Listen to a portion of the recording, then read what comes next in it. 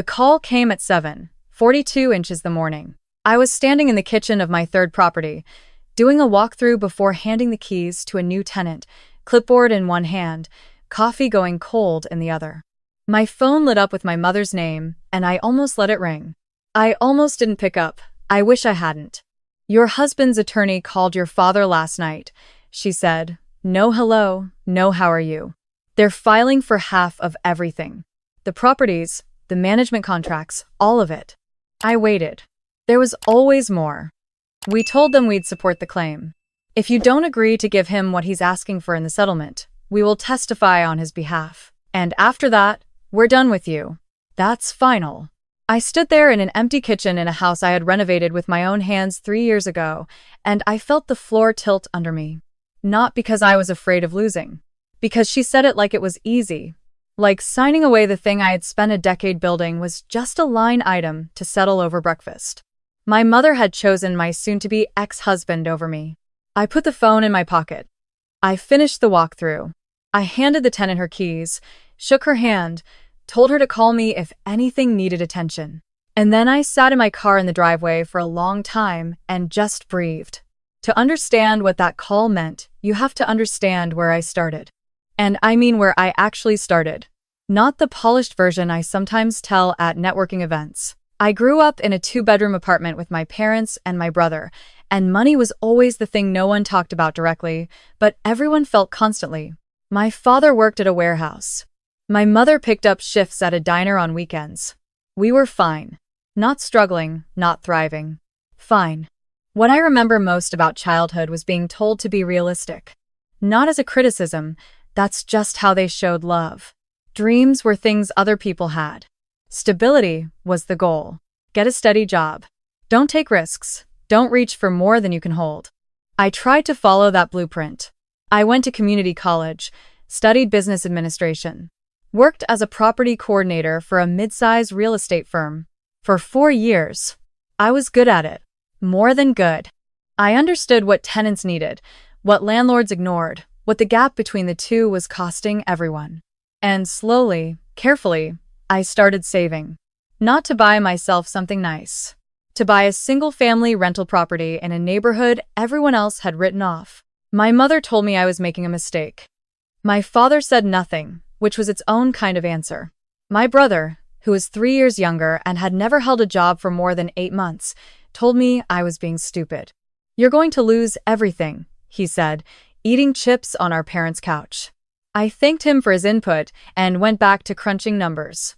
I scraped together every cent I had. I took a second job on weekends doing property staging. I ate dinner standing over the kitchen sink most nights because I didn't have time to sit down. That first property was a 3-bedroom in rough shape, needed new floors, new plumbing, paint throughout. I did most of it myself, watching YouTube tutorials, calling in favors from anyone I knew who knew anything about construction. I found tenants within 3 weeks of listing. That first rent check was $1,100. I cried in the parking lot of the bank when I deposited it. That was 8 years ago. By the time I got married at 29, I had 9 properties across 2 counties, a property management company with 4 employees, and a portfolio that was finally starting to feel like something real. My husband and I met at a mutual friend's dinner party. He was charming, funny, the kind of person who made every room feel warmer. His mother adored him in the way that sometimes should have been a warning sign, but that I told myself was sweet. His family was warm, loud, always hosting something. After years of eating dinner alone in small apartments, I thought I had finally found the version of family I'd always wanted. I was wrong about a lot of things during those 2 years. My husband didn't work in real estate. He was in sales, good months and bad months, the kind of income that swings. When we got married, we agreed I would keep my business as a separate entity, that we would build a joint life without complicating the legal structure of what I'd built before him. He agreed. He signed what he was asked to sign. He smiled and told me he was proud of me. What I didn't see until it was already unraveling was that his mother had a different understanding of what our marriage meant. In her mind, my success belonged to the family. Not to me personally. To the family unit, which she defined as everyone who shared her last name. When the property started performing exceptionally well and I brought on a second coordinator and started talking about expansion, something shifted. She stopped complimenting my work and started making comments about fairness. About how my husband had given up certain opportunities to support our marriage. About how family businesses should be shared. I had a family business. He had not been part of building it. The separation came after 2 years of marriage. It was not dramatic. It was quiet and sad and inevitable. Two people who had married the idea of each other more than the reality. We sat across a table and agreed it wasn't working. I thought we were adults. I thought we were going to handle it like adults. And then his mother got involved. She called me the week after we separated. Not to ask how I was. To tell me what she expected from the settlement. A percentage of the management company. A share in at least 4 of the properties. A monthly distribution from the rental income going forward. I laughed, genuinely, because I thought she was joking. She was not joking. He supported this family, she said. He was a husband to you. That has value. I'm not disputing that our marriage had value, I told her. But I built the business before I met him. Every property was acquired with my money, my credit, my labor. You used the family name, she said. Which was not a legal argument.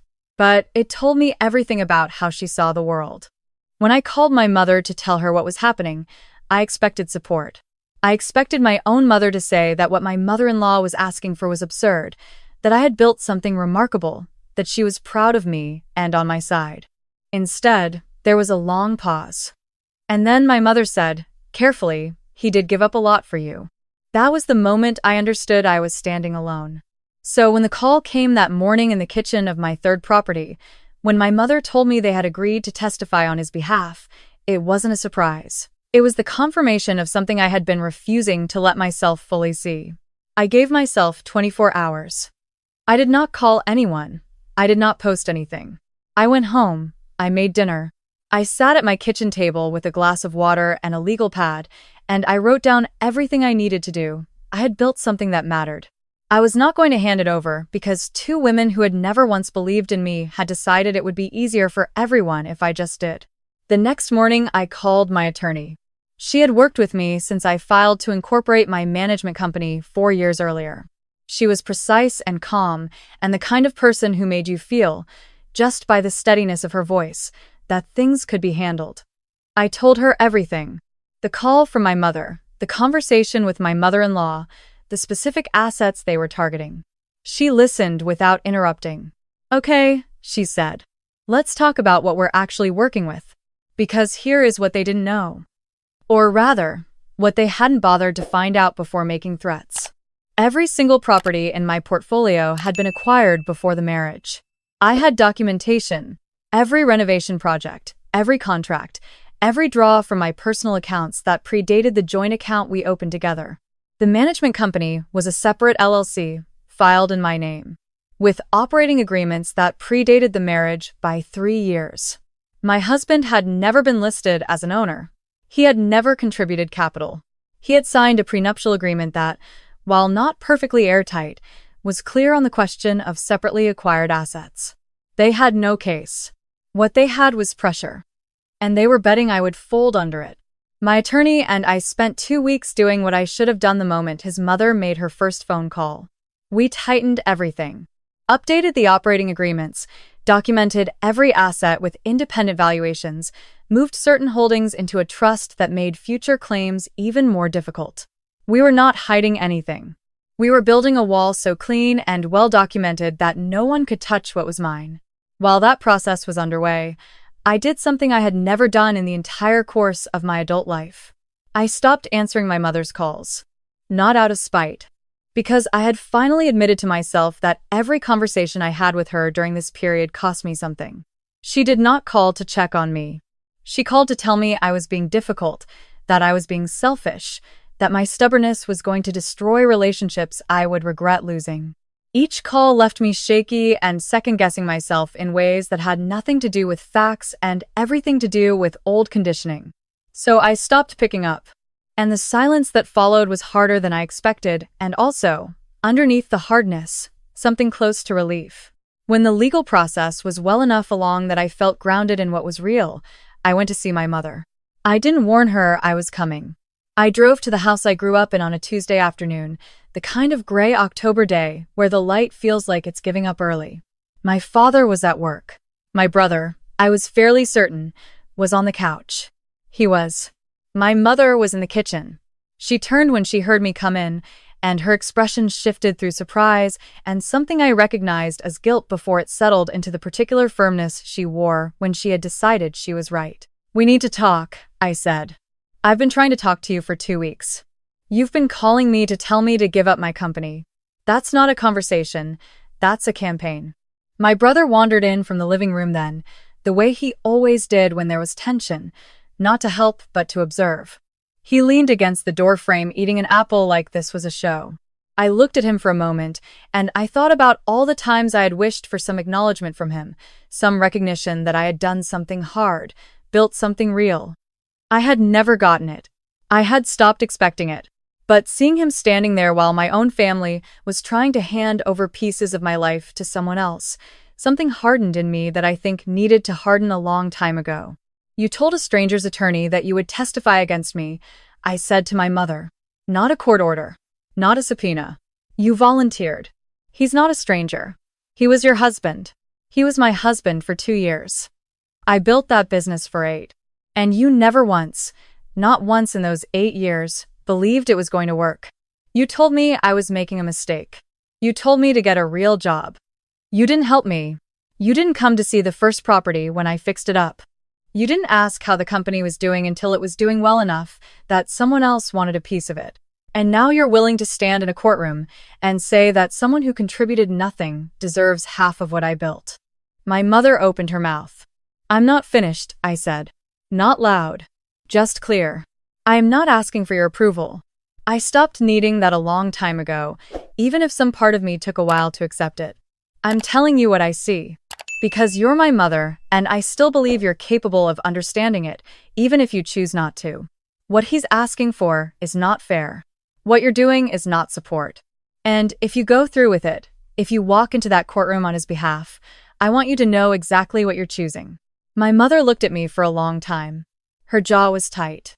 Her eyes were bright in a way I didn't know how to read. "You've always been like this," she finally said. "Since you were small. You always thought you knew better." I picked up my keys from the counter where I had set them down. "Goodbye, Mom." My brother said nothing. He was still eating his apple. I drove home, and I was not crying and I was not shaking. I was something I didn't have a word for, emptied out and also, strangely, full. Like I had set down something extraordinarily heavy I'd been carrying for so long I'd stopped noticing the weight. The legal case resolved in my favor. It took 4 months and cost me money I would rather have used for a down payment on a new property, but it resolved. My attorney was thorough and the documentation was clean, and the claim fell apart under scrutiny the way claims without merit tend to do. My ex-husband's attorney pushed for a negotiated settlement. We settled on a modest cash amount that had nothing to do with the business, a reflection of the 2 years of shared household expenses, which was fair and appropriate, and the end of it. My mother did not testify. I don't know if she was advised not to, or if she simply decided not to follow through. She never told me, and I didn't ask. What I did, a few days after the settlement was signed, was sit down and write her a letter. Not a long one. I had said most of what I needed to say in that kitchen. But there were a few things I wanted to commit to paper, not for her to understand immediately, but for me to have said clearly and finally. I told her that I loved her and that I understood she came from a generation and a worldview that made it genuinely hard for her to see women's work the way I wished she could. I told her that understanding that didn't make the last 4 months okay. I told her that I was stepping back from the relationship, that I was not slamming a door, but that I was taking care of myself in a way I should have started doing years earlier. I told her I hoped she was well. I signed it with my name. I mailed it. I did not send a text to tell her it was coming. I did not call to see if she received it. I had done what I needed to do with honesty and without cruelty, and now I was going to live my life. The months that followed were strange. My mother called twice.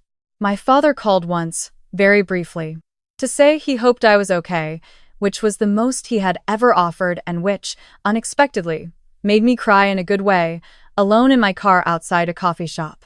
My brother sent a text that said only that was messed up what they did with no further elaboration or apology, which was more self-awareness than I had ever witnessed from him, and which I acknowledged with a single heart emoji and let go of. I threw myself into the business.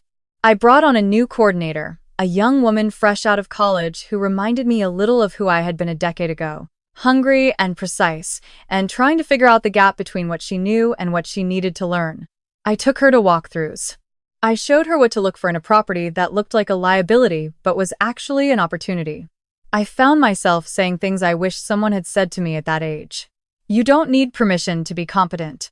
You just need to show up and do the work and refuse to disappear when it gets hard. I bought a new property that fall. A duplex in a neighborhood undergoing exactly the kind of slow, steady transformation I had learned to recognize over years of watching how neighborhoods move. I did the inspection myself, and stayed 2 hours longer than I needed to because I was enjoying it. Standing in an empty building that was about to become something, that specific quiet of a place with potential that hasn't been touched yet. I had been chasing that feeling since I was 23 years old. I still hadn't gotten tired of it. One evening in November, I was sitting on the back porch of my own house. The one I had bought 4 years ago and renovated slowly on weekends. The one with the garden I had planted in the spring and the string lights I had hung on a Saturday afternoon by myself with a glass of wine and a playlist I made just for the occasion. It was cold enough to need a jacket, but clear, the kind of night where you can actually see a few stars even in the suburbs. I had a mug of tea and a notebook where I'd been sketching out a 5-year plan. I thought about my mother. I thought about my ex-husband. I thought about his mother, who I genuinely believed had loved her son in the most consuming and ultimately damaging way, the way where you love someone so much you never let them figure out how to stand up by themselves. I did not hate any of them. I was surprised to find that. I had expected to feel bitterness, and instead I mostly felt tired of a weight that was no longer mine to carry. I thought about the girl I had been, standing in ripped jeans and a paint-stained flannel in front of the first house I ever bought, too scared to believe it was real, and too stubborn to stop anyway. I thought about all the mornings I woke up at 5 to fit in a property visit before my day job. All the evenings I stayed up running numbers on a folding table in a one-bedroom apartment. All the times someone I loved told me I was being foolish, and I kept going anyway, not because I was fearless, but because stopping felt worse. None of them had seen that. Not my mother, not my ex-husband, not his mother. They had seen the result. The portfolio, the company, the income, and they had decided that what was visible to them now gave them a claim on it. They hadn't seen the years of invisible work. They hadn't wanted to, because witnessing someone else's struggle requires a kind of attention that's inconvenient to give. But I had seen it. I had lived every single day of it. And no amount of pressure or guilt or legal threat was ever going to make me believe that someone else's comfort was worth more than that. I opened the notebook and kept writing. There is something I want to say about the version of the story where I come out ahead that I think sometimes gets lost in the telling. I did not win because I was the most powerful person in the room. I won because I was the most prepared. Because I had spent years building something methodically, documenting everything, understanding the legal structure of what I owned. Because, when the pressure came, I called someone who knew what she was doing, and I listened to her, and we worked the problem together. That is not dramatic. It is not the stuff of movies, but it is what actually works. If you are building something, protect it with the same seriousness that you used to build it. Get an attorney before you need one. Keep your records clean. Understand what you own and how you own it. Don't assume that the people who love you will never become the people with access to your accounts. Those two things can both be true at the same time, and the preparation costs far less than the alternative. I am not estranged from my mother in any permanent or official way. We have spoken several times since I sent the letter. It is careful and a little distant and nothing like what I used to wish our relationship could be. I have made peace with the gap between what I wanted and what is real. Some of that peace was hard-won, and some of it came more quietly than I expected, the way healing sometimes does, gradually, and then one day you reach for the old wound, and it's just a scar. My business is doing well. I have 11 properties now. The management company brought on its first outside client last spring, a small investor group that heard about us through a referral, and that relationship has led to 2 more. I am not where I thought I would be at 32. I am further. I still have the photo from the day I bought my first property. It lives in a small frame on the shelf above my desk, next to a piece of tile from the first bathroom I retiled myself and a copy of the very first lease I ever signed as a landlord. I look at those things sometimes when a deal is falling apart or a contractor is 2 weeks behind schedule or a tenant needs something at 11 o'clock on a Friday night. I look at them and I remember that I have done hard things before. I have done them without help. I have done them when people told me not to. The people who tried to take this from me are living their lives. I hope they are okay. I mean that genuinely and without performance. But I am not waiting for their acknowledgement. I am not waiting for the apology that would make the last few years feel fair. I stopped waiting for fairness from people who had decided I didn't deserve it, and I started building a life that didn't require their opinion to be real. They gave me an ultimatum, and I gave them the only answer that was honest. No. And in that no, delivered quietly in a gray October kitchen with my keys already in my hand, I found something that I had been looking for my whole life without knowing exactly what I was looking for. Not revenge. Not vindication. Just the solid, unshakable knowledge that I belong to myself. That no one gets to take that. That I built this. That it is mine. And if you are watching this and you recognize yourself in any part of what I have described, I want you to hear this clearly. The person who tells you that you owe them the thing you built does not get to define what you owe. The person who withholds love as leverage has already told you what kind of love they have to offer. And the moment you stop negotiating with that and start protecting what you have worked for is the moment your life actually begins. It began for me on a Tuesday afternoon in October with a single word. It can begin for you with whatever comes next. If this story meant something to you, I would love to hear about it in the comments. Have you ever had to choose between keeping the peace and keeping what you built? How did you find your footing? I read every comment, and I mean that. Thank you for being here. Don't forget to subscribe so you don't miss what's coming next, because I promise you, this channel is just getting started.